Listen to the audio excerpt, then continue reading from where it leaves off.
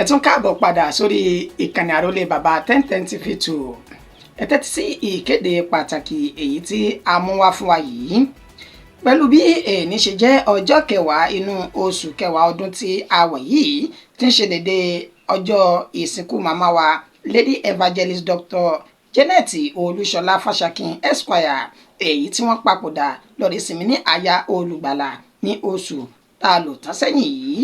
wàyí o ayẹyẹ ètò ìsìnkú màmá wa yóò máa wáyé lẹ́nìí ní ààyè tí wọ́n pè ní 10522 Jamaica Ave Richmond Hill NY 11418 ìyún ní United Kingdom.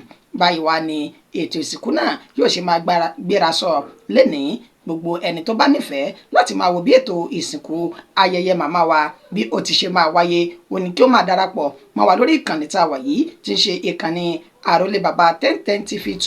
tẹ́ ẹ bá fẹ́ darapọ̀ mọ́ ìkànnì yìí ẹ kàn tẹ̀ sí orí YouTube channel yín àrólé 64 yóò sì gbé wá fún yín. Bẹ́ẹ̀ ni a yóò ṣe máa ṣe àfihàn bí ayẹyẹ ètò ìsìnkú náà yóò ti ṣe máa gbéra sọ bẹ̀rẹ̀ láti èní tí ń ṣe ọjọ́ kẹwàá títí di ọjọ́ kẹtàlá inú oṣù tá a wà yìí. Gbogbo ẹgbẹ́ ìmọ́lẹ̀ ńlá ògo adúláwọ̀ òní wọ́n wá kí tẹ̀bí tará èyí tí màmá wa Fashakin tí wọ́n fi sílẹ̀. Bákan náà ni àrólé bàbá 1010 Ọbalọ́lá JP òun náà ṣe bẹ́ẹ̀ súre fún ìyá wa Lady Evangelist Dr. Janet Olúṣọlá Fashakin wípé iwájú tí wọ́n kọjú sí báyìí níṣe ni yóò dára, bẹ́ẹ̀ ni ẹ̀yìn tí wọ́n fi sílẹ̀ kò ní bàjẹ́. Èyí ló wá fà á tí ìkànnì fi wá ń pọn rere tó sì ti ń kéde fún gbogbo àwọn tí wọ́n jẹ́ olólùfẹ́ ìyá wa Lady Evangelist Fashakin wípé bẹ́ẹ̀ bá fẹ́ mọ bí ètò ìsìnkú náà bí ó ti ṣe máa wáyé ẹ darapọ̀ mọ́ ìkànnì àrólé bàbá 1010 TV2 yìí kẹ́ ẹ subscribe síbẹ̀ kẹ́ ẹ sì tẹ notification yín torí bó bá ti ń lọ láàmú gbé yín débẹ̀ lóòrèkóòrè. Ìròyìn wa kò jù báyìí lọ fún ti àsìkò yìí títí di ìgbà tá a tún máa padà mú ìròyìn míì wá.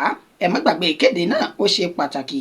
Ẹ tẹ subscribe sórí ìkànnì àrólé bàbá 1010 TV2 ká lè máa fún yín ní bí ètò ìsìnkú náà bí yóò ṣe máa wáyé bẹ̀rẹ̀ láti èní tí ń ṣe ọjọ́ kẹwàá títí di ọjọ́ kẹtàlá. Orúkọ oníròyìn kò ní yí padà títí dìgbà náà. Àyànfẹ́ Elédùmarè yín náà ni. A kú ojúmọ́ lẹ́ẹ̀kan sí i.